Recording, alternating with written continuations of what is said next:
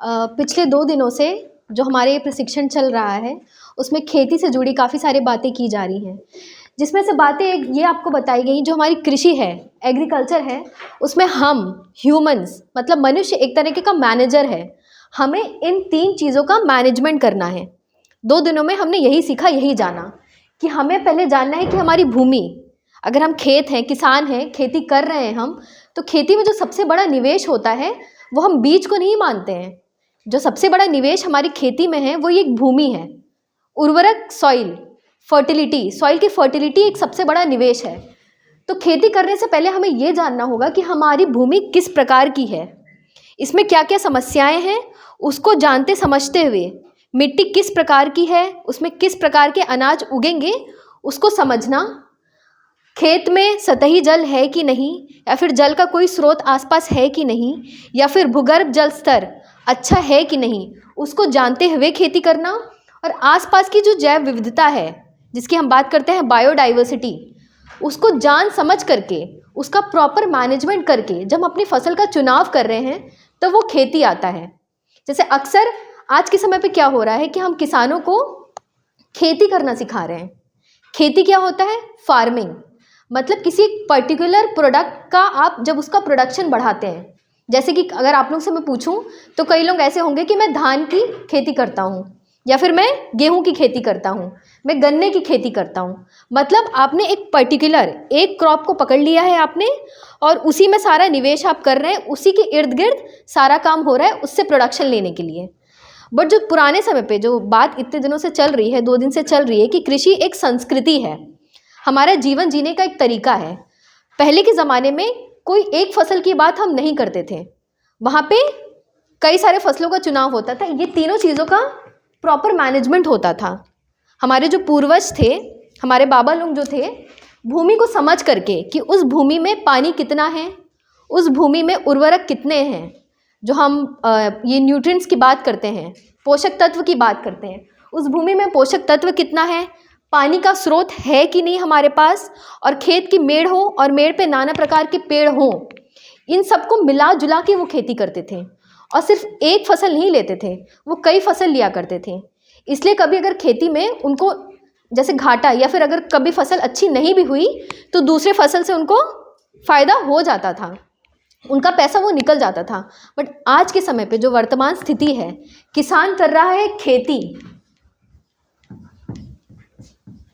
इसीलिए वो फंसा हुआ है। हमें करनी है कृषि, क्योंकि कृषि एक संस्कृति है। कृषि में हम सब कुछ मिला जुला के करते हैं। जैसे हमने एक क्रॉप, जैसे संस्कृति की बात हो रही है, तो हमने एक पर्टिकुलर क्रॉप को ग्रो किया। मान लीजिए गेहूं की खेती की हमने, तो सिर्फ हमने गेहूं की खेती नहीं की, सिर्फ धान की खेती नहीं की हमने, साथ में हमने कोई और फसल भी लगाई। और एक किसान ऐसा होता था कि उसके पास गाय या भैंस भी हुआ करती थी, क्योंकि किसान पूर्ण रूप से किसान तभी कहलाता है जब उसके पास खेत भी हो, खेत और खलियान, जानवर भी हो, फसल भी उगाता हो, जानवर भी हो उसके पास। मतलब ऐसा किसान, ऐसा उन्नतशील किसान कि खेती की सारी ज़रूरतें या उसकी खुद की ज़रूरतें उस खेत से उसको पूरी हो जाती थी। अगर अनाज की ज़रूरत है तो वह अनाज उगा रहा है, फल की ज़रूरत है तो उसने खेत की मेड़ों पे कुछ फलदार वृक्ष लगा दिए, अगर लकड़ी की ज़रूरत है तो कुछ लकड़ी वाले पेड़ उसने लगा दिए, कुछ हिस्सों में उसने सब्जी भी बोली, ठीक है। उसके पास जानवर हुआ करते थे तो दूध की भी इंतज़ाम हो गया, दूध का भी, घी का भी इंतज़ाम हो गया। तो मतलब उस ऐसा किसान, ऐसा उन्नतशील किसान वो होता था जो बाज़ार में नहीं जाता था। जैसे बात हो रही थी ना कि हमें अपना पैसा बाहर नहीं ले जाना है, मार्केट हमारे पास आए, या फिर हमारे पास इतना हो जाए कि हम अपने ज़रूरतों के लिए सारी चीज़ें, व्यवस्था है हमारे पास। तो बट आज के समय पे क्या हो रहा है, हम किसान को खेती करना सिखा रहे हैं, इसीलिए वो परेशानी में है। किसान को सीखना है कृषि, एग्रीकल्चर, ठीक है। तो ये तो हमने समझ लिया कि हमें जो खेती करनी है वो इन तीनों के मैनेजमेंट से करनी है। जैसा कि अभी आपको बताया गया कि आज के समय पे सीड का तो आप कुछ नहीं कर सकते हैं। जैसे एग्रीकल्चर इनपुट की हम बात करते हैं, खेती में जो जो निवेश है, तो सबसे बड़ा निवेश तो ये होता है कि एक तो ये आपकी भूमि है, जो प्राथमिक निवेश है खेती में वो ये भूमि है। उसके बाद आता है बीज, फिर हम उर्वरक की बात करते हैं, जुताई है, पानी है, फर्टिलाइजर्स, इंसेक्टिसाइड, पेस्टिसाइड, वीडिसाइड, ये एक तरीके का हमारा खेती में निवेश है। बट बीज तो हम कम कर नहीं सकते हैं। जुताई हम किस प्रकार से कम कर सकते हैं कि सॉइल के जो फिजिकल कैरेक्टर है वो ठीक हो जाए। जैसे हमने बात की कि मिट्टी के 3 गुण होते हैं बेसिकली। सबसे मुख्य गुण होता है उसका जैवीय गुण, फिर दूसरा आता है उसका भौतिक गुण, और तीसरा आता है रासायनिक गुण। बट आज के समय पे हमने देखा कि मिट्टी के ये तीनों गुण खराब हो गए हैं, है ना, कि मतलब आपको 3 जुताई करने की ज़रूरत पड़ रही है। जहाँ बिना जुताई के बीज हम बो आते थे और फसल अच्छी हो जाती थी, आज के समय पे हमें 2 या 3 जुताई करनी पड़ रही है, खेत को तैयार करना पड़ रहा है। दूसरा, हमें उर्वरक देने की ज़रूरत पड़ रही है। क्यों? क्योंकि मिट्टी का जो रासायनिक गुण था वो खराब हो गया है। मिट्टी में एक संतुलन बना रहता है, जैसे हमारे जीवन में एक संतुलन है। अगर आप किसान हैं तो आप खेती भी कर रहे हैं, अपने घर बार को भी संभाल रहे हैं, तो एक संतुलन चल रहा है ना। उसी प्रकार इस खेती में और इस भूमि में एक संतुलन था। जैसे मिट्टी में कई सारे जीवाणु अपना काम स्वतः रूप से करते हैं बिना किसी इंटरफेरेंस से। बट हमने क्या किया, केमिकल पेस्टिसाइड दे करके, रासायनिक उर्वरक दे करके उनका जो काम था ना, जो स्वतः रूप से वो करते थे, वो काम में हमने बाधा डाल दी। तो आज क्या हुआ कि मिट्टी में भौतिक गुण भी खराब हुए, उसका जैवीय गुण भी खराब हुआ और रासायनिक गुण भी खराब हो गया। क्योंकि आज हम जैसे अक्सर जब भी आप मार्केट जाते हैं या सब्ज़ी खरीदते हैं, सब्ज़ी लेके आए आप और आपने कोई सब्ज़ी बनाई, मान लीजिए बैंगन आपने बनाया, तो वो बैंगन जब आप खाते हैं तो अक्सर जाने अनजाने मुँह से ये बात निकल ही जाती है कि इस बैंगन में वो स्वाद नहीं रहा। मुँह से बोल देते हैं और ये बात हम भूल जाते हैं। ये कितनी बड़ी बात है कि उस बैंगन में स्वाद ही नहीं रहा। वो स्वाद इसलिए नहीं रहा कि जो रासायनिक गुण थे, जो तत्व थे, पोषक तत्वों के बीच में एक जो संतुलन था, वो संतुलन आज बिगड़ गया है। वो बिगड़ा किस वजह से है कि हमने रसायनों का इतना ज़्यादा प्रयोग किया, एक तो अंधाधुन और अवैज्ञानिक तरीके से। और रसायन की ज़रूरत अब पड़ भी रही है क्योंकि हमारी मिट्टी कमज़ोर हो गई है। जैसे कि मैंने बात किया कि ये सबसे बड़ा निवेश है खेती में, चाहे वो किसी भी प्रकार की खेती क्यों ना हो, चाहे वो आप रासायनिक खेती कर रहे हैं, चाहे वो प्राकृतिक खेती कर रहे हैं, चाहे वो आप जैविक खेती कर रहे हैं। निवेश तो सबसे पहले भूमि ही है और सारी परेशानी इस भूमि से ही है। क्योंकि जैसे बात की गई कि इसको हम माँ मानते हैं, हमारी माँ बीमार है, ये बीमार है, और इसके बीमारी के लक्षण हमें दिखते किस में हैं? फसल में। जैसे मान लीजिए ये भूमि का एक टुकड़ा है, आपने एक बीज बोया, ठीक, ये पौधा बना। अब ये भूमि किन्हीं कारणों वश बीमार है या उसमें उतना फर्टिलिटी लेवल या फिर उसमें उतनी क्षमता नहीं है, ठीक। तो बीमारी इसमें है या परेशानी इस भूमि में है और वो दिख रही है फसल में, क्योंकि इस भूमि से ही फसल ने जन्म लिया है, तो ये बीमारी इसमें दिख रही है। अब हमें बीमारी इसकी ठीक करनी थी, इस भूमि को हमें ठीक करना था, बट हमने सारा अपना ताकत कहाँ लगाया? इस फसल को ठीक करने में। बीमारी तो एज इट इज़ बनी ही रही। जैसे क्या होता है कि हम अभी अगर इसमें इंसेक्ट लग गया या पेस्ट लग गया तो हम क्या करते हैं? इंसेक्टिसाइड डाल देते हैं, पेस्टिसाइड डाल देते हैं। उस सीज़न में तो हम बच गए, उस सीज़न में हमने केमिकल डाल करके खुद को बचा लिया, कुछ हद तक बचा लिया। अगले साल वो बीमारी फिर आएगी। तो ये बार बार बीमारी क्यों आ रही है? क्योंकि हम सही चीज़ आइडेंटिफाई नहीं कर पा रहे कि बीमारी है कहाँ, खराब मतलब गलती हुई कहाँ पे है या परेशानी है कहाँ पे, उस चीज़ का जड़ हम नहीं समझ पा रहे हैं। तो भूमि हमारी बीमार है, आसपास का जलवायु ठीक नहीं है। 2 चीज़ों से फसल बढ़ती है, एक तो ये भूमि है, एक बीज को उगाने के लिए 2 चीज़ें काम करती हैं।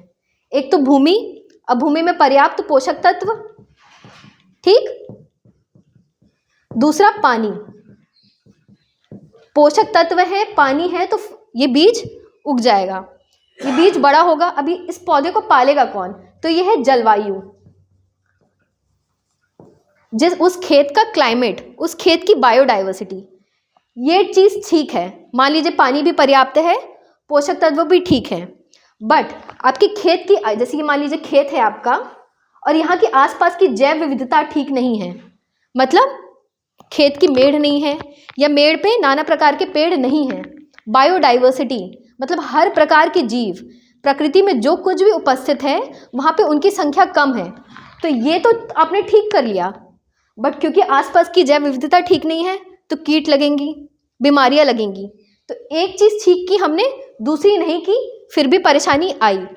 तो मेरे कहने का ये मतलब है कि ये जो हम मनुष्य हैं, हम किसान हैं, हमें इन 3 चीज़ों का मैनेजमेंट करना है। और वो मैनेजमेंट हम किस प्रकार से करेंगे? जैसे कि हमने समझा कि अगर भूमि में परेशानी है या भूमि के गुण ठीक नहीं है तो उस गुणों को ठीक करना। अब उस गुण को किस प्रकार से ठीक करेंगे, तब बात आती है ह्यूमस की।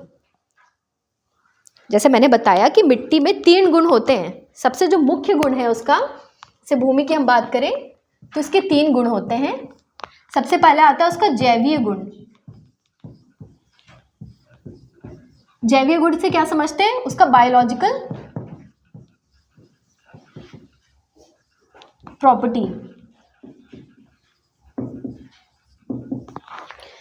इस भूमि में नाना प्रकार के जीवाणु, जीव जंतु, माइक्रो ऑर्गेनिज्म, सूक्ष्म जीव ये अपना काम करते हैं। अब इनका काम क्या है कि जो भी आपकी मिट्टी में, जैसे खेत की भूमि में जो भी फसल अवशेष रह गए हैं, जो भी बायोमास रह गया है, वो इनका भोजन है। ठीक है, ये जो जीवाणु है, सूक्ष्म जीव, उनका भोजन ये बायोमास है। अब ये क्या करते हैं? इनको खाते हैं, उस रूप में तब्दील करते हैं कि फसल इनका प्रयोग कर पाए। बट क्योंकि हमने रासायनिक उर्वरकों का इतना ज़्यादा प्रयोग किया, जैसे बात हो रही थी क्लोरोपाइरीफॉस की, हमने देखा कि हमारे खेत में सड़न सी हो रही है, मतलब एक फसल में सड़न हो रही है। हमने वो फसल उखाड़ के देखी तो जड़ में दीमक लगे थे। तो हमें किसी ने रेकमेंड किया कि हम क्लोरोपाइरीफॉस डाल दें उस दीमक से बचने के लिए। तो हमने क्लोरोपाइरीफॉस डाल दिया। अब इस चीज़ को आप खुद से एनालाइज करिए, समझिए कि हमने दीमक को मारना चाहा। जैसे हमने दीमक के लिए तो क्लोरोपाइरीफॉस की दवा का प्रयोग किया, बट क्या दीमक खत्म हुआ? जैसे आप लोग, अगर कई किसान ऐसे होंगे जिनके अगर मान लीजिए फसल सड़ रही है या दीमक लग रहा है, तो आपने क्लोरोपाइरीफॉस का प्रयोग किया, तो आपको लगता है कि वो दीमक मर गया या दीमक खत्म हो गया? वो समस्या अगले साल फिर उत्पन्न हो रही है। क्यों हो रही है? क्योंकि वो दीमक पे असर, कुछ एक तो असर नहीं कर रहा है, वो उससे दीमक मरता नहीं है, कुछ उनकी क्वांटिटी ही मरती है। दीमक कम नहीं हुआ, बट जो खेत के लाभदायक जीव थे वो कम हो गए। जैसे मारना चाहा हमने दीमक को, मर गया केंचुआ। हमने मारना चाहा माहू को, खत्म हो गई मधुमक्खी। हमने मारना चाहा किसी और इल्ली को, मर गया तितली। मतलब हम किसको मारने चले थे और मर क्या गया? हमने नेगेटिव पैथोजन को मारना चाहा या ऐसे कीट को मारना चाहा जो हमारे लिए बीमारी पहुंचा रही थी या हमारे फसल के लिए नुकसानदेह थी।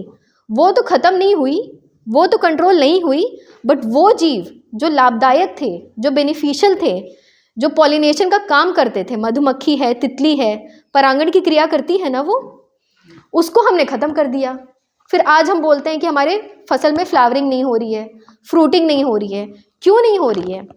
वो इसी वजह से नहीं हो रही है क्योंकि आसपास की जैव विविधता संपन्न नहीं है। जब तितलियां होंगी, मधुमक्खियां होंगी, तभी तो पॉलिनेशन होगा ना, तभी तो फ्रूट बनेगा। तो वो प्रोसेस आज खेत में नहीं हो पा रहा है। दूसरा है इसका फिजिकल, यानी भौतिक गुण, जिसके बारे में अभी सर ने आपसे चर्चा की कि जहां बिना जुताई के अब बीज बो आते थे अपने खेत में, अब 3 से 4 जुताई आपको करनी पड़ रही है। तीसरा है उसका केमिकल गुण, यानी रासायनिक गुण। हम जानते हैं कि 16 तरह के पोषक तत्व की ज़रूरत पड़ती है एक फसल को बढ़ने के लिए, ग्रोथ के लिए, बट हम उसको देते क्या हैं? नाइट्रोजन या फॉस्फोरस। पोटाशियम तो बहुत ज़्यादा कम ही मात्रा में देते हैं, वरना नाइट्रोजन और फॉस्फोरस की ही बात होती है। कभी कदार जिंक की बात हो जाती है, कभी कदार कैल्शियम की बात हो जाती है, और एक आध दो और पोषक तत्व की बात हो जाती है। मतलब 16 में से अगर हम मोटा मोटा देखें तो हम 10 की ही बात करते हैं, बाकी 6 की हम बात, अब तो 17 हो गए, बाकी हम 7 की बात नहीं करते हैं। तो क्या हुआ? एक असंतुलन, इस भूमि में एक असंतुलन बना, जिसकी वजह से मिट्टी का ये रासायनिक गुण भी खराब हो गया। तो अब हमें इस भूमि का ये 3 गुण ठीक करना है। अभी ठीक किस प्रकार से करेंगे? क्योंकि परेशानी जैसे कि मैंने बताया कि इस भूमि में है और हम चल रहे हैं फसल को ठीक करने, उसमें तो लक्षण दिख रहा है ना, बीमारी तो है भूमि में। अब हमें इसको ठीक करना है। तब बात आती है ह्यूमस की या फिर जीवांश कार्बन की।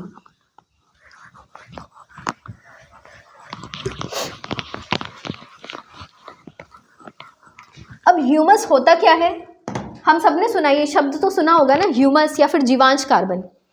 ह्यूमस क्या होता है? एक तरह का पदार्थ है, मतलब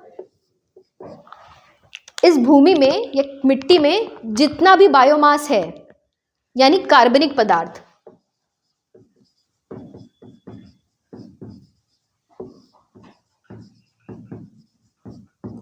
ये जो बायोमास है ये तो फसल का भोजन नहीं है। फसल ये कार्बनिक पदार्थ खाता है क्या? नहीं। ये भोजन किसका है? उन सूक्ष्म जीवाणुओं का, जो जीवाणु मिट्टी में उपस्थित हैं।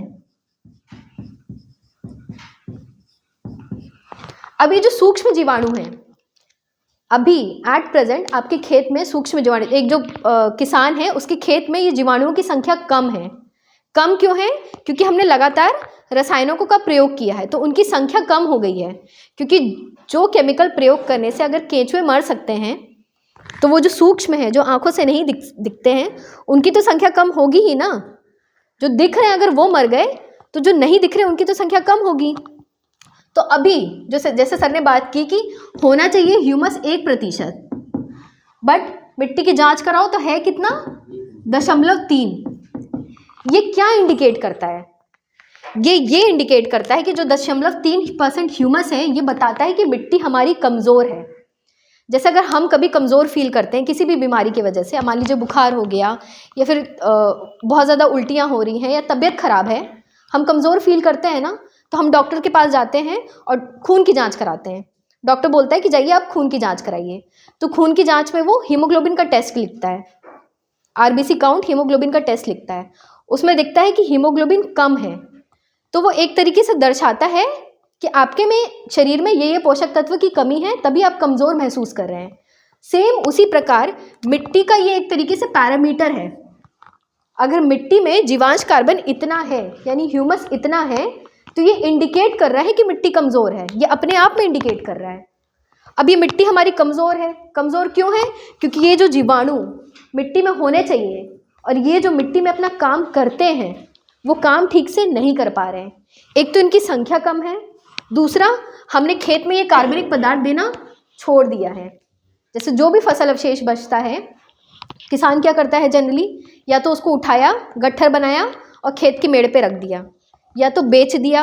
अगर किसी के पास गाय है तो उसको चारे के रूप में प्रयोग कर लिया, या फिर बिछावन के रूप में प्रयोग कर लिया। मतलब जो भी चीज़ खेत से हम लेकर के आए, वो हमने खेत को नहीं लौटाया। एक चेन चलती है, एक प्रोसेस है। वो प्रोसेस क्या है ह्यूमस बनने का? यही है कि खेत में कार्बनिक पदार्थ होना चाहिए, खेत में ये सूक्ष्म जीवाणु होने चाहिए। ये सूक्ष्म जीवाणु इन कार्बनिक पदार्थ को खाएंगे, इनको छोटे छोटे टुकड़ों में तब्दील करेंगे, उस रूप में कन्वर्ट करेंगे कि फसल इसका प्रयोग कर पाए, क्योंकि ये फसल का भोजन नहीं है। तो होता क्या है, ह्यूमस बनाने की जो प्रक्रिया है कि आपने खेत में कार्बनिक पदार्थ दिया, बायोमास दिया, अब खेत में जीवाणुओं की संख्या है, अच्छी खासी है, तो ये सूक्ष्म जीवाणु इन कार्बनिक पदार्थ को खाएंगे। जैसे मान लीजिए जीवित हैं, ये जीवित सूक्ष्म जीव हैं, खाएंगे।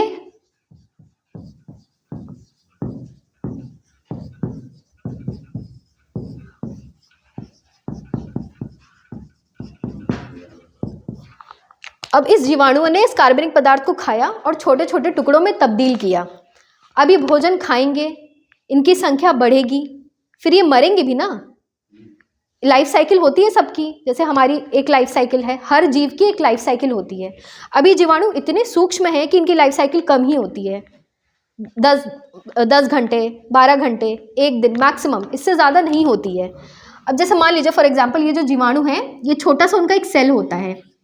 अब इस जीवाणु ने कार्बनिक पदार्थ खाया, तो कार्बनिक पदार्थ में जो भी न्यूट्रिशन है, जो भी पोषक तत्व है, क्योंकि वो कहाँ से आया है, भूमि से ही आया है, ठीक, तो ये जीवाणु के अंदर जाएगा। जीवाणु ने इसको खाया, कार्बनिक पदार्थ को, सारा पोषण इसके शरीर में गया। अब ये डिवाइड होगा, 1 से 2 होगा, 2 से ये 4 होगा, ठीक। जो पोषण इसमें है वो इसमें भी होगा, इसमें भी होगा, इन सब में होगा, ठीक बात। अब जैसे कि मैंने बताया, इनकी एक लाइफ साइकिल होती है। ये इन्होंने खाया, 1 से 2 हुआ, 2 से 4 हुआ, फिर ये मरेंगे भी, नष्ट भी होंगे। तो जब ये नष्ट होते हैं, मतलब इनकी सेल जब ब्लास्ट कर जाती है, फट जाती है, तो ये जो कुछ भी है ये बाहर निकल जाता है। यही जीवांश होता है, इसी को हम जीव द्रव्य बोलते हैं। और ये पानी में घुलनशील है, यही एक तरह का पोषण प्रोवाइड करता है, इसी से फसल अच्छी बढ़ती है। बट हमने एक चेन को तोड़ दिया। पहला चेन तो यही टूट गया कि हमने कार्बनिक पदार्थ देना छोड़ दिया। दूसरा, रसायनों का इतना ज़्यादा प्रयोग किया और अवैज्ञानिक तरीके से हमने प्रयोग किया कि सूक्ष्म जीव नष्ट हो गए, मतलब इनकी संख्या कम हो गई। ऐसा नहीं है कि खेत में आपकी किसान की खेत में एकदम से इनकी संख्या 0 हो गई है, नहीं, पॉपुलेशन कम हो गया है, जितनी होनी चाहिए उतनी नहीं है। कुछ तो है, जैसे थोड़ा बहुत अवशेष तो खेत में रह ही जाता है, तो जो थोड़े बहुत जीवाणु हैं उसको ह्यूमस में तब्दील कर देते हैं, इसलिए थोड़ा बहुत ही बन पा रहा है।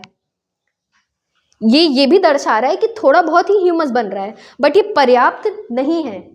एक मिट्टी को भुरभुरी बनाने के लिए, पानी रोकने की क्षमता उसकी बढ़ाने के लिए, मिट्टी में अच्छा पोषण हो, ठीक है, उसमें जीव अच्छे हों, ये चीज़ इंडिकेट कर रहा है कि नहीं है, इतना होगा तब है।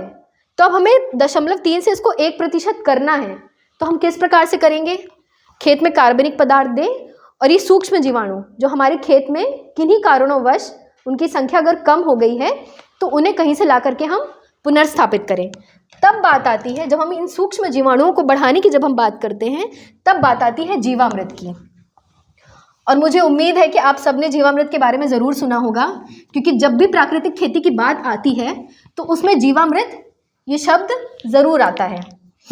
अब ये जीवामृत क्या है, इसके बारे में थोड़ी चर्चा कर लेते हैं। जैसे कि मैंने बताया कि ये जो सूक्ष्म जीवाणु हैं, इनका काम मिट्टी में है, इस भूमि में है। ये क्या करते हैं? फसल अवशेष को उस रूप में तब्दील करते हैं कि फसल की जड़ें उसको ले पाएँ। अब वो जीवाणु हमारे खेत में तो है नहीं, अब हमें इनका संवर्धन करना है, इनको कहीं से ला करके इनका मल्टीप्लिकेशन कराना है और फिर इनको अपने खेत में पुनर्स्थापित करना है, क्योंकि हमारे खेत की तो मिट्टी में ये है नहीं, तो अब हमें ये मिलेंगे कहाँ से? तो जब भी प्राकृतिक खेती की बात आती है तो जीवामृत की बात आती है। देखिए, ये चीज़ हमको समझने की ज़रूरत है कि प्राकृतिक खेती मतलब जीवामृत नहीं है। प्राकृतिक खेती, जैसे 2 दिनों में आपको इतना कुछ बताया गया कि प्राकृतिक खेती का मतलब है इस प्रकृति की व्यवस्था को समझते हुए खेती करना। आपकी भूमि किस प्रकार है, सॉइल टाइप को समझना, पानी किस प्रकार है, मतलब कितना है, सतही जल कितना है, भूगर्भ जल कितना है, ठीक है, आसपास के वाटर सोर्सेज क्या है, उसको समझना, बायोडाइवर्सिटी को समझना और उसको समझ करके खेती करना प्राकृतिक खेती है। प्राकृतिक खेती जीवामृत नहीं है, वो बहुत एक बड़ा सा हिस्सा है, उसमें एक छोटा सा हिस्सा है जीवामृत। जीवामृत भी पढ़ते हैं, घन जीवामृत भी पढ़ते हैं, दशपर्णी अर्घ भी पढ़ते हैं हम इसमें, और फिर ब्रह्मास्त्र है, नीमास्त्र है, इसमें कई सारी चीज़ें आती हैं, बट जीवामृत एक छोटा सा हिस्सा है। तो जीवामृत का निर्माण हम कर क्यों रहे हैं? निर्माण हम इसीलिए कर रहे हैं कि जो जीवाणु हमारे खेत से किन्हीं कारणोंवश उनकी संख्या अगर कम हो गई है और मिट्टी में ह्यूमस का फॉर्मेशन नहीं हो पा रहा है, क्योंकि मिट्टी की जान वही है, उसका फॉर्मेशन नहीं हो पा रहा है, इसलिए हमें ऐसी जगह से उस जीवाणु को ला करके उनका संवर्धन करना है, उनका मल्टीप्लिकेशन कराना है जहाँ पे उनकी संख्या ज़्यादा है। तो अब इन जीवाणुओं की संख्या ज़्यादा कहाँ होगी? देखिए, एक बात हमेशा कही जाती है कि जहाँ पे इंसान का, मनुष्य का इंटरफेरेंस स्टार्ट हो गया, वो चीज़ प्रकृति की खराब हो गई। जैसे कोविड के समय पे, जब कोरोना आया था, 2020 के समय की बात है, जब पूरी इंडस्ट्रीज शट डाउन हो गई थी, मनुष्य अपने घर में ही था, इंसान हर अपने घर में ही था, घर में ही बंद था, कहीं बाहर उसको जाने की इजाज़त नहीं थी। तो अक्सर ये न्यूज़ में आता था कि हिमाचल प्रदेश के जो पहाड़ियाँ हैं, पहाड़ क्षेत्र हैं, वो दिखने लग गए क्योंकि पोल्यूशन इतना कम हो गया। तो यही कहा जाता है कि अगर इंसान किसी चीज़ में आ जाए तो वो उस चीज़ को नष्ट कर देता है। बस एक ही जगह है जो इंसान के पहुँच से थोड़ा अभी बची हुई है, वो है घना जंगल। ऐसा जंगल जहाँ पे दखलंदाजी हमेशा नहीं रही है मनुष्य की, कभी कदार लोग जाते हैं, बट रेगुलर आना जाना नहीं है। तो वहाँ की जो मिट्टी होगी वो एकदम संपन्न होगी। संपन्न का मतलब है कि वहाँ की प्राकृतिक व्यवस्था एकदम ठीक है, भूमि में जीवाणुओं की संख्या अच्छी है। और वो अच्छी क्यों है? क्योंकि वहाँ पे अनेक प्रकार के वृक्ष हैं, बड़े बड़े छायादार वृक्ष हैं, उनमें अगर फल हो रहा है या फिर उनकी पत्तियाँ हो रही हैं तो वो वहीं पतझड़ में गिर रही हैं, वहीं सड़ रही हैं, पानी का रुकाव वहीं पे है। जैसे बात की गई थी ना कि अगर आप किसी जंगल में जाएं और ऐसा कोई क्षेत्र हो, पेड़ यहाँ भी हैं, यहाँ भी हैं, यहाँ भी हैं, हर जगह पेड़ है, ठीक। अब ये सब घने वृक्ष होते हैं वहाँ पे, इनका फल है या फिर लकड़ियाँ हैं, टहनियाँ हैं, पत्तियाँ हैं, सब यहाँ पे गिर रही हैं, यहीं इकट्ठा हो रही हैं। पानी का जमाव भी इस एरिया में ज़्यादा हो रहा है, तो आपको मिट्टी यहाँ से लेके आनी है। देखिए, जब जीवामृत का हम निर्माण करते हैं तो सबसे पहला जीवामृत का जो निवेश है वो है मिट्टी। अक्सर बात कह दी जाती है कि बरगद के पेड़ की मिट्टी ले आइए। आधी अधूरी जानकारी सबसे ज़्यादा खतरनाक होती है। नॉलेज हो, अगर जानकारी हो तो पूरी हो, अधूरी जानकारी हानिकारक होती है। तो अक्सर चर्चा में जब भी जीवामृत का निर्माण किताबों में आप लोग पढ़ते होंगे या कहीं जाते होंगे तो कोई बताता होगा कि जीवामृत का निर्माण इस प्रकार से होता है कि जंगल की मिट्टी, मतलब बरगद के पेड़ के नीचे की मिट्टी आप ले आएँ। हमें ये समझना होगा कि वो बरगद का पेड़ है कहाँ पे। किसान यहीं पे कंफ्यूज हो जाता है। जैसे उनसे कहें कि बरगद के पेड़ की मिट्टी ले आएँ, अब उस बरगद के पेड़ के नीचे कोई भी बायोमास इकट्ठा हुआ ही नहीं है, मिट्टी वहाँ की भुरभुरी है ही नहीं, वहाँ पे आसपास खेती हो रही है या फिर वहाँ पे कोई झाड़ू लगा रहा है, तो वहाँ की जो मिट्टी है वो संपन्न है ही नहीं। तो वहाँ से आप अगर 10 किलो मिट्टी भी ले आएंगे तो जीवाणुओं की संख्या पर्याप्त है ही नहीं, तो कैसे आपका जीवामृत बन करके तैयार हो जाएगा। तो सबसे जो इम्पॉर्टेंट, जो सबसे महत्वपूर्ण चीज़ होता है कि मिट्टी, सही मिट्टी का चुनाव, ऐसी मिट्टी जिसमें जीवाणुओं की संख्या पर्याप्त है और अच्छी मात्रा में है, तो वो है जंगल की मिट्टी। वैसे आसपास आपके कई सारे ऐसे भी क्षेत्र होंगे, जैसे कुछ गांव में ऐसा होता है कि एक कोने में कोई वृक्ष है, कोई भी छायादार वृक्ष हो, जहाँ लोग आते जाते नहीं हो, वहीं फल वगैरह गिर रहा है, सड़ रहा है, तो वहाँ की भी मिट्टी आप ला सकते हैं। या फिर अगर जंगल आप चले गए, कोई जंगल गया, वहाँ से मिट्टी मिल जाए तो बेहतरीन है। और अगर नहीं भी मिल पाता है तो जीवामृत का कल्चर हम लोग भी बना करके यहाँ सेंटर पे तैयार रखते हैं, आप यहाँ से भी लेके जा सकते हैं। तो सबसे महत्वपूर्ण है कि मिट्टी का चुनाव। अब आपने एक अच्छी मिट्टी का चुनाव कर लिया, ठीक। अब उस मिट्टी में सारे जीवाणु हैं, उस जीवाणुओं का हमें संवर्धन करना है, क्योंकि उनको हमें अपने पूरे 1 एकड़ के खेत में, 10 एकड़ के खेत में उनको फैलाना है, उनकी पॉपुलेशन को बढ़ाना है। तो बढ़ाएंगे किस प्रकार से, तो एक ड्रम आपको लेना है, ठीक। ये आपने ड्रम ले लिया, ये 200 लीटर कैपेसिटी का है, ठीक। 800 या 1000-1200 में ये ड्रम आसानी से मिल जाता है। अब जो जंगल की मिट्टी आप ले करके आए हैं, अच्छे जंगल की मिट्टी 5 किलो आप लेके आए हैं, पहले दिन इसमें 5 किलो जंगल की मिट्टी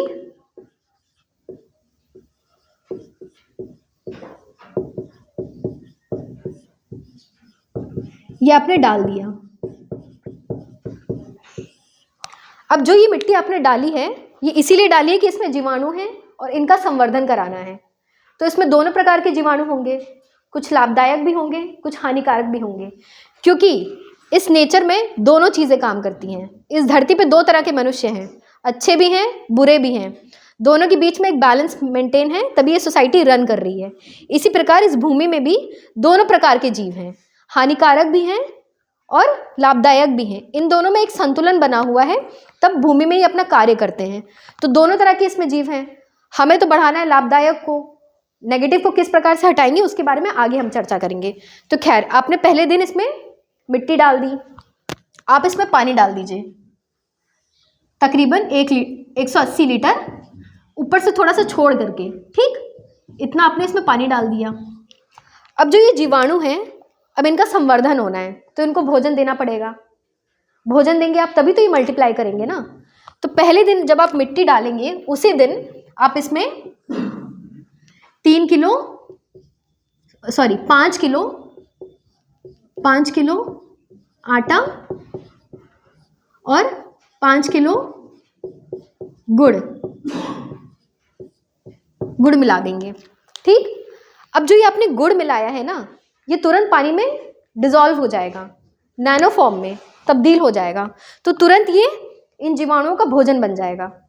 बट जो ये आटा आपने डाला है, ये मैक्रो फॉर्म में है, मतलब इनका जो साइज़ है वो जीवों के साइज़ से बड़ा है। तो इनमें कुछ प्रोसेस होगी, कुछ क्रियाएं होंगी, फर्मेंटेशन होगा, कुछ 10-15 दिन बाद कुछ ऐसी क्रिया होगी कि ये उस रूप में तब्दील होगा कि जीवाणु उसको ले पाएँ। तब तक के लिए ये गुड़ काम करेगा। तो गुड़ तुरंत इनका भोजन का काम किया और इनकी संख्या बढ़ी। हर दिन आपको थोड़ा थोड़ा हिला देना है। अब अक्सर इसमें भी कई किसान ऐसे प्रश्न करते हैं कि आटे की जगह पे बेसन डालना होता है।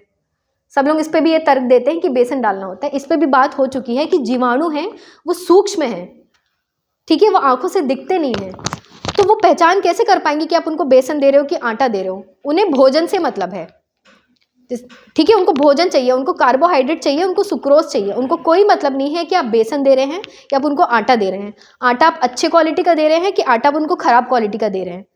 देखिए, खेती इस प्रकार से करिए, सिंपल, चीज़ों को ज़्यादा उलझा के नहीं रखना है। जितना आप चीज़ों को उलझाएंगे तो आप उस चीज़ को कर नहीं पाएंगे। यहाँ पे उलझा दिया गया बेसन में या फिर अच्छे आटे में, गुड़ की जगह पे चीनी में उलझा दिया गया या फिर रस में उलझा दिया गया, अपने समझ से। जैसे इतने दिनों में हम ये बात कर रहे हैं कि किसान को अपनी समझ से खेती करना है, कॉमन सेंस। अगर मैंने यहाँ पे कुछ बता दिया तो अगर सही बता रही हूँ मैं, तब आपको फॉलो करना है, या फिर किसी ने आपको कुछ बताया है वो सही, अपना समझ उसमें लगाना है, एकदम चलना नहीं है उसी राह पे। जैसे होता है ना कि एक चीज़ बता दी कि उसी राह पे चल रहे हैं, अपनी समझ उसमें इनकॉर्पोरेट करिए, अपनी समझ से खेती करिए। ठीक, तो आपने इसमें गुड़ डाल दिया और ये आटा डाल दिया। अब ये इनकी संख्या बढ़ेगी। हर दिन आपने एक बार ऐसे बड़ा सा एक डंडा लिया आपने, उससे ये हिला दिया इस मिक्सचर को। अब इनकी संख्या बढ़ रही है तो इनको भोजन की आवश्यकता और ज़्यादा होगी। ठीक, तो तकरीबन 15 दिन बाद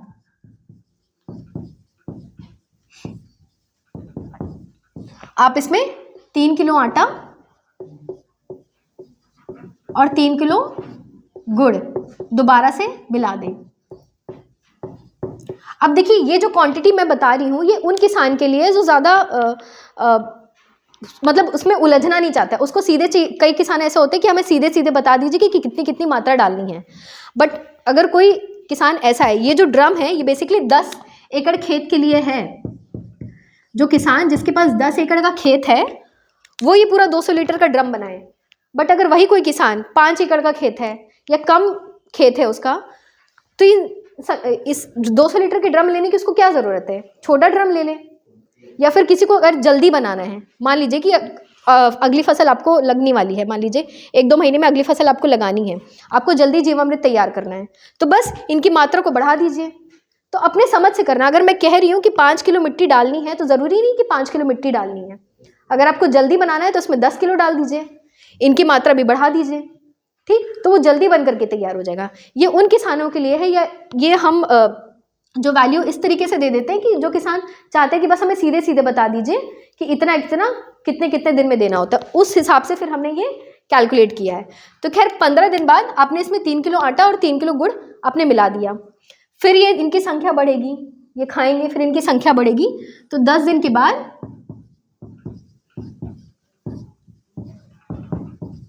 इसमें आप 2 किलो आटा और 2 किलो गुड़ फिर से मिला दें। 1 महीने के बाद आप देखेंगे, एक महीना 1.5 महीने के बाद आप देखेंगे कि ये जो ड्रम आप तैयार कर रहे हैं ऊपर एक काली सी परत जम गई है। वो काली सी परत है क्या? वो जीवाणु जो हानिकारक हैं। मैंने स्टार्टिंग में बताया ना कि ये जो जंगल की मिट्टी आप लेके आए हैं इसमें दोनों तरह के जीव हैं, लाभदायक भी हैं और हानिकारक भी हैं। जो जीवाणु हैं, जो नेगेटिव पैथोजन हैं, वो 1 महीने के बाद एक ऊपर काली सी परत बन जाती है उनकी। बस आप क्या करिए, उसको छन्नी से छानिए और निकाल करके फेंक दीजिए। ठीक, उसको आपने फेंक दिया। और ये जो 10 दिन बाद आप ये प्रक्रिया करा रहे हैं कि 2 किलो आटा 2 किलो गुड़, ये हर 10वें दिन पे आपको करते रहना है। कब तक करते रहना है? 2 से 2.5 महीने तक। क्योंकि देखिए यहाँ पे भी अपनी समझ का थोड़ा सा प्रयोग करें। अक्सर बात होती है कि जीवामृत 72 घंटे में बन के तैयार हो जाता है, 3 दिन में बन करके तैयार हो जाता है। अब खुद सोचिए, ये 200 लीटर के ड्रम में आप जीवामृत, जीवाणुओं का संवर्धन करा रहे हैं, मल्टीप्लिकेशन करा रहे हैं। क्या ये संभव है कि ये 3 दिन में या 72 घंटे में इनका मल्टीप्लिकेशन इतना फास्ट हो जाएगा? समय लगेगा ना, टाइम लगता है। दही जमाना है तो जामन और दूध दोनों मिलाएंगे आप, एक प्रॉपर टेम्परेचर देंगे आप और उसको समय देंगे, दोनों चीज़ें वहाँ पे कार्य करती हैं। यहाँ पे भी आप प्रॉपर समय देंगे उनको, इन जीवाणुओं को प्रॉपर समय मिलना चाहिए। तो ये जो प्रक्रिया आप हर दिन कर रहे हैं 10 दिन का, 2 किलो आटा 2 किलो गुड़, ये आपको तकरीबन 2 से 2.5 महीने तक करनी है। ठीक, अब आपने 2 से 2.5 महीने तक ये प्रक्रिया आपने की, हर 10वें दिन 2 किलो आटा 2 किलो गुड़, 2 किलो आटा 2 किलो गुड़, और फिर हर दिन एक बार हिला दिया आपने। अब बन के तैयार हो गया है। अब बन करके तैयार हो गया है तो पहचान किस प्रकार से करेंगे? क्योंकि पहचान भी तो होना चाहिए ना, बन के तो तैयार हो गया बट पहचान भी तो होनी चाहिए। तो इसकी पहचान क्या है? पहला तो एक है कि मटमैला रंग आ जाएगा। जब 2-2.5 महीने बाद आपका जीवामृत, अगर जंगल की अच्छी मिट्टी है, ठीक, 2-2.5 महीने बाद एक मटमैला कलर आ जाएगा इस जीवामृत के ड्रम में, कल्चर में। दूसरा, एक तीक्ष्ण गंध आएगी। जैसे दही बहुत ज़्यादा खट्टी हो जाती है तो एक गंध बहुत आती है ना, तो वो गंध दर्शाती क्या है, ये बताती है कि उस दही में जीवाणुओं की संख्या बहुत ज़्यादा बढ़ गई है।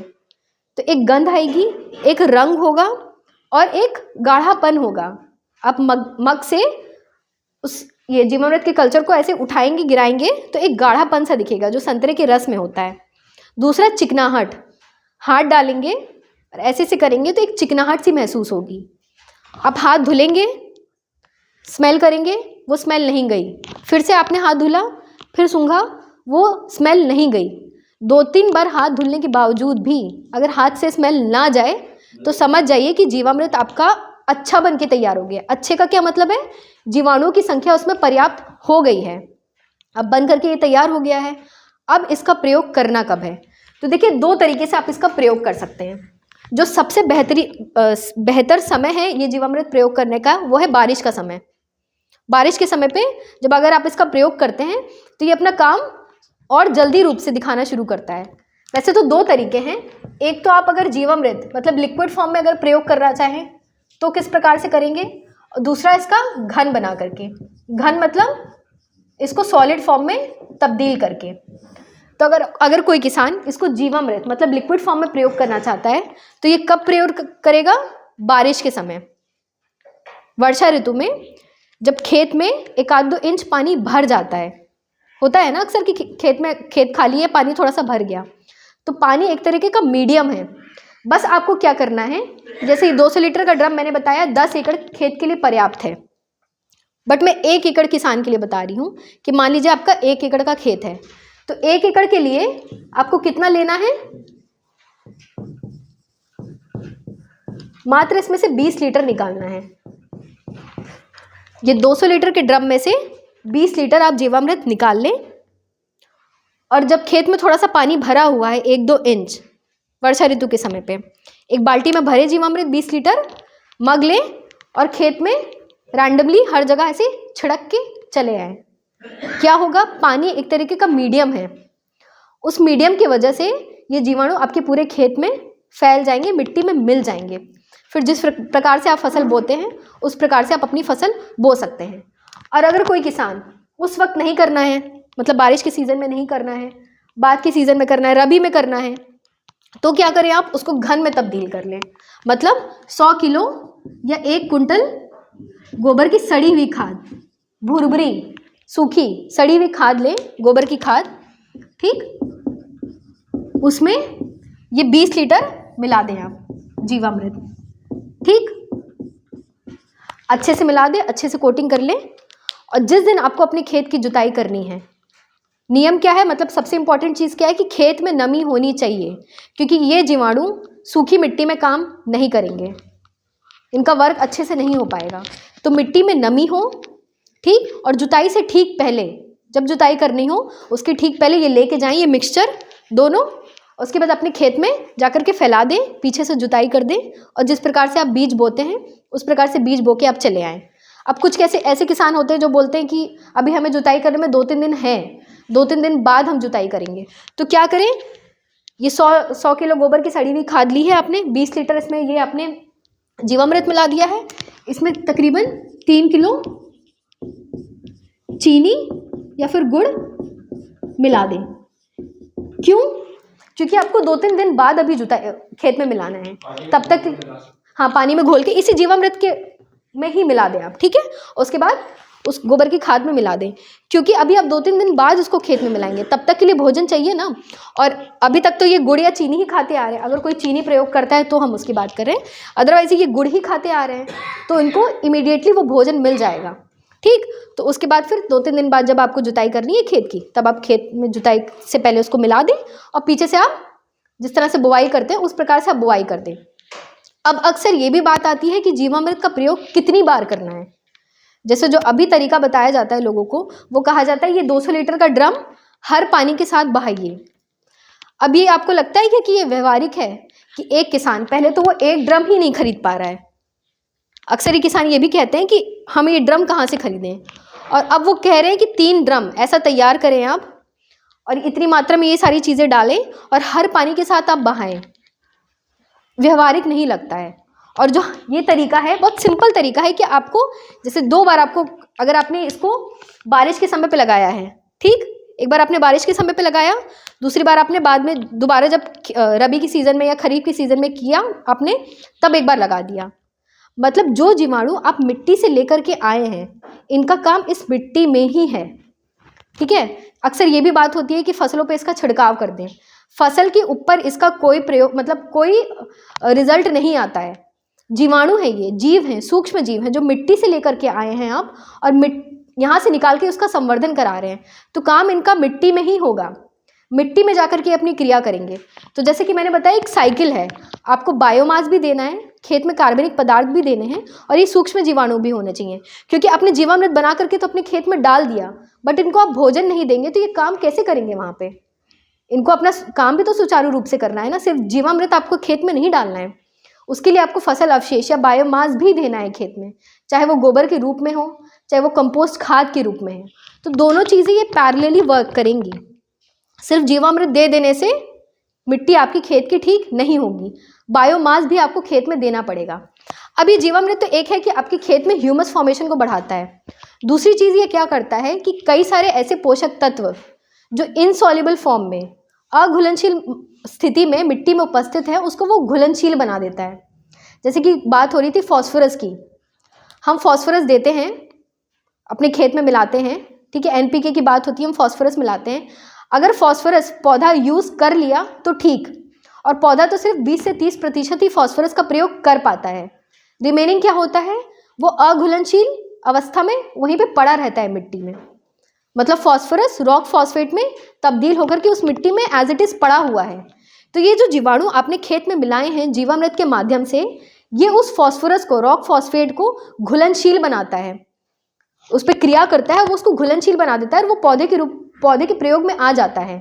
तो कोई किसान, जो ऐसा किसान है जो खाद्यान्न फसल अगर उगा रहा है, जैसे मान लीजिए धान है, गेहूँ है, ठीक है, धान, गेहूँ, आलू है या फिर गन्ना है, ये किसान जिस प्रकार से यूरिया अपने खेत में देता है उसी प्रकार से यूरिया दे, ठीक, उसको डीएपी देने की ज़रूरत नहीं है।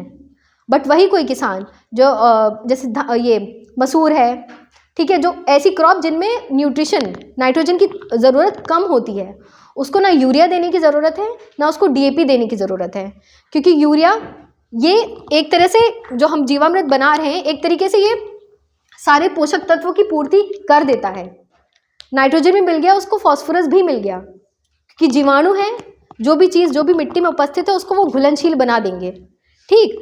तो ऐसे जो खाद्यान्न फसलें, वो किसान जो खाद्यान्न फसलें अगर उगा रहा है तो वो यूरिया जिस प्रकार से देता है उस प्रकार से दे, क्योंकि पौधे के बढ़वार के लिए यूरिया ज़रूरत है, नाइट्रोजन ज़रूरत है। तो अगर उसने यूरिया को ड्रॉप कर दिया या नाइट्रोजन को ड्रॉप कर दिया तो उसकी फसल के में पैदावार अच्छी नहीं होगी।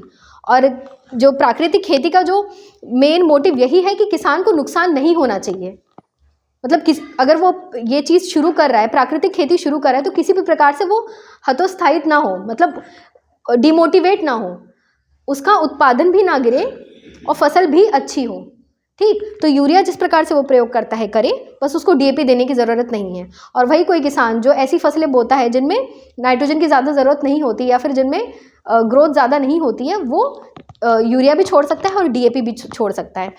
तो जीवामृत के बारे में हमने जाना कि सूक्ष्म जीवाणु जो हमारे मिट्टी में किन्हीं कारणोंवश खत्म हो गए हैं, उनको ऐसी जगह से ला करके हम उनका संवर्धन करें और उनको अपने खेत में पुनर्स्थापित करें, ताकि मिट्टी में जो ह्यूमस फॉर्मेशन है और मिट्टी के जो गुण हैं वो धीरे धीरे ठीक होते जाएं। और जो भी समस्या किसानों में जैसे परेशानी आती है कि कीट लग रहे हैं, बीमारियां लग रही हैं, एक तरीके से ये कीट को भी कंट्रोल करेगा। तो मुझे उम्मीद है कि आपको जीवामृत और ये प्राकृतिक खेती के बारे में समझ में अच्छी सी जानकारी मिली होगी। बहुत बहुत धन्यवाद।